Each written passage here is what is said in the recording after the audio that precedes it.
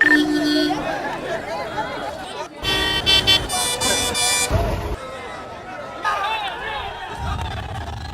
மனையை விட்டு நாங்க போக முடியாது. எல்லாரும் நிப்போம். உயிர் போற அளவுக்கு வந்தாலும் நாங்க நின்று எங்க மண்ணை காப்பாத்தோம். பாரம்பரியத்துக்கும் கலாச்சாரத்துக்கும் பேர் பெற்ற இடம் தான் மதுரை. அப்பேற்பட்ட ஊரு இப்ப ஊர் மக்களே சேர்ந்து எதுக்குற அளவுக்கு ஒரு கலவர பூமியா மாறி இருக்கு.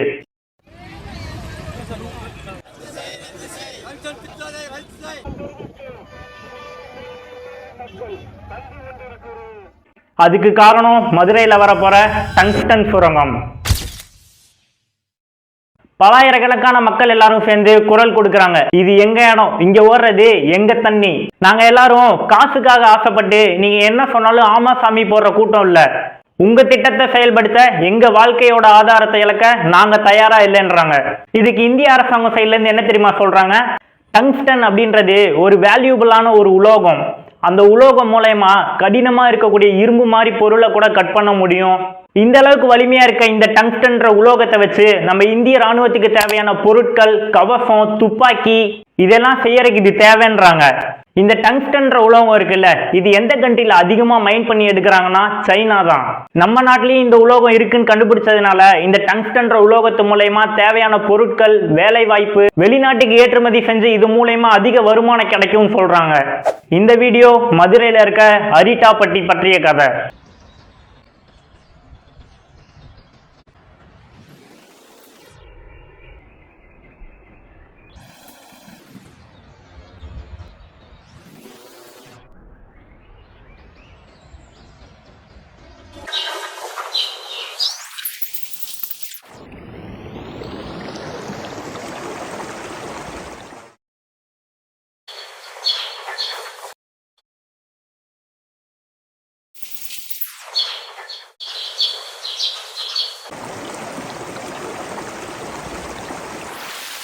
இந்த நிலத்தை பாதுகாக்க ஏன் மதுரை மக்கள் இவ்வளவு போராடுறாங்க அப்படின்றத பத்தி தான் இந்த வீடியோல நம்ம பேச போறோம்.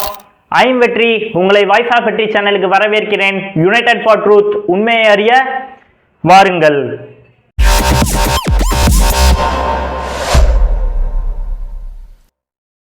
அரிட்டாப்பட்டின்றது மதுரையில இருக்க வெறும் கிராமம் மட்டும் கிடையாது. இதுல பலாயிரக்கணக்கான பாதுகாக்க வேண்டிய அரிய வகை உயிரினங்கள், எந்த பக்கம் திரும்பினாலும் பச்சை பசேல் இருக்க விவசாய நிலங்கள், பல நூறு ஆண்டுகளுக்கு முன்னாடியில இருந்தே இங்க இருக்கக்கூடிய நினைவு சின்னங்கள், தமிழ்நாட்டு மக்களுடைய பண்பாடு, கலாச்சாரம், நாகரிகம் இது எல்லாத்தையும் வளர்த்த அந்த ஒரு இடம் தான் மதுரையில இருக்க அரிட்டாப்பட்டி.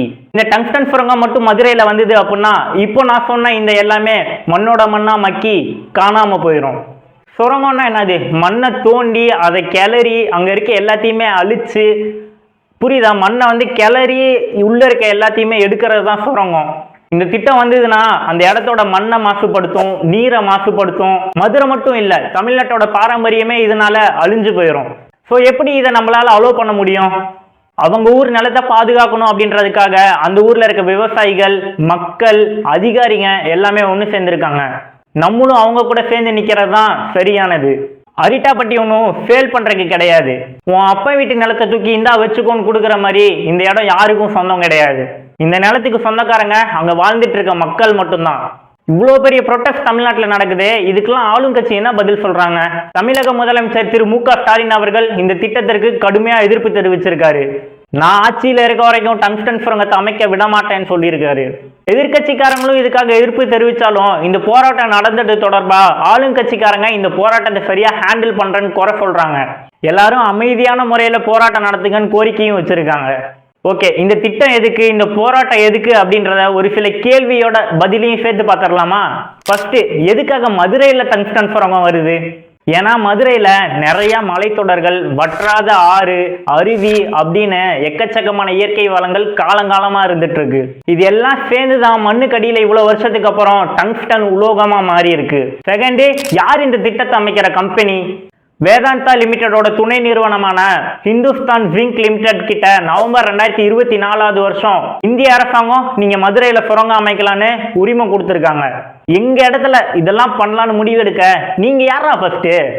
தேர்டு, தமிழக முதலமைச்சர் இதுக்காக என்ன பண்ணாரு? இந்திய பிரதமர் திரு நரேந்திர மோடி அவர்களுக்கு இந்த திட்டம் மதுரையில அமைக்க கூடாதுன்னு தமிழக முதலமைச்சர் மு க ஸ்டாலின் கடிதம் எழுதியிருக்காரு. அது மட்டும் இல்லாம டிசம்பர் 2024 வருஷம் தமிழக சட்டமன்றத்துல இந்த திட்டம் அமைக்க கூடாதுன்றதுக்காக தீர்மானமும் நிறைவேற்றப்பட்டுச்சு. இந்த அரசை பொறுத்தவரையில் நிச்சயமாக சொல்கிறேன், ஏலம் விட்டாலும் சரி, நிச்சயமாக உறுதியாக இந்த அரசு அதற்குரிய அனுமதியை தருவதற்கான வாய்ப்பே கிடையாது. அதில் திட்டவட்டமாக இருக்கிறோம். இதுதான் முடிவு. ஃபோர்த்தா, இந்த திட்டம் அமைக்கிறனால என்ன ஆபத்து நடக்க போகுது? காடு, மக்களோட வாழ்வாதாரம், பல உயிர்களோட இழப்பு, மண்ணரிக்கிறது, நீர் மாசுபடுறது, இந்த மாதிரி எல்லா விஷயமுமே நடக்கும். இந்த திட்டம் அமைச்சா சுற்றுச்சூழலோட சமநிலையை கெடுக்கிற மாதிரியும் ரொம்ப நாளா பாதுகாத்துட்டு இருந்த சுற்றுச்சூழல் அழிஞ்சும் போயிடும். 5th, சென்ட்ரல் கவர்மெண்ட் இதுக்காக என்ன பதில் சொல்றாங்க? நம்ம தமிழ்நாட்டு மக்கள் இதுக்காக இவ்வளவு எதிர்ப்பு தெரிவிச்சோம், சென்ட்ரல் கவர்மெண்ட் இது வரைக்குமே அவங்க வாயவே திறக்கல. இப்ப வரைக்குமே இந்த சுரங்கம் அமைக்கிறதுக்கான உரிமத்தை இன்னுமே ரத்து பண்ணாம தான் வச்சிருக்காங்க. இது வரைக்குமே வெறும் பேச்சுவார்த்தை மட்டும்தான் போயிட்டு இருக்கு. 6வதா, இந்த திட்டம் நடக்குமா நடக்காதா? இந்த போராட்டம் இப்படியே போயிட்டு இருந்ததுன்னா கண்டிப்பா இந்த திட்டம் நடக்காது. இது வரைக்கும் நம்ம பண்ண இந்த போராட்டமே இந்தியா லெவல்ல எல்லார் மக்களோட கவனத்தையும் ஈர்த்திருக்கு. தமிழக அரசுக்கும் மத்திய அரசுக்கும் நடுவில் நடக்கிற இந்த பேச்சுவார்த்தையும் இதுல இருக்க சேலஞ்சஸையும் பொறுத்து தான் இந்த திட்டம் செயல்படுமா இல்ல செயல்படாம போகுமா அப்படின்றதே நம்மளால கணிக்க முடியும். வாய்ஸ் ஆர்மி, இது அரிட்டாப்பட்டி மட்டும் சம்பந்தப்பட்ட விஷயம் இல்ல, நம்ம மக்கள் சம்பந்தப்பட்ட விஷயம். அங்க இருக்க மக்கள் இந்த திட்டத்தை எதிர்த்து ஸ்ட்ராங்கா அவங்களோட குரலை கொடுத்துட்டு தான் இருக்காங்க. அவங்களுக்கு தேவை நம்மளோட குரலும் தான். வாங்க, அவங்களோட குரலோட சத்தத்தை நம்ம எல்லாருமே சேர்ந்து இன்னமும் அதிகமாக்குவோம். நான் நம்புறேன், என்னோட குரலுக்கு வலிமை சேர்க்க உங்க குரல் இருக்குன்னு நான் நம்புறேன். இந்த வீடியோ ஷேர் பண்றது மூலமா நீங்க உங்க குரலை கொடுக்கவும் மறந்துடாதீங்க. நம்ம கொடுக்கிற இந்த நீதிக்கான சத்தத்தை இந்த உலகமே திரும்பி பார்க்கட்டும். இவ்வளோ பேசுறேனே, நான் யாருன்னா நானும் மதுரக்காரன் தான்டா.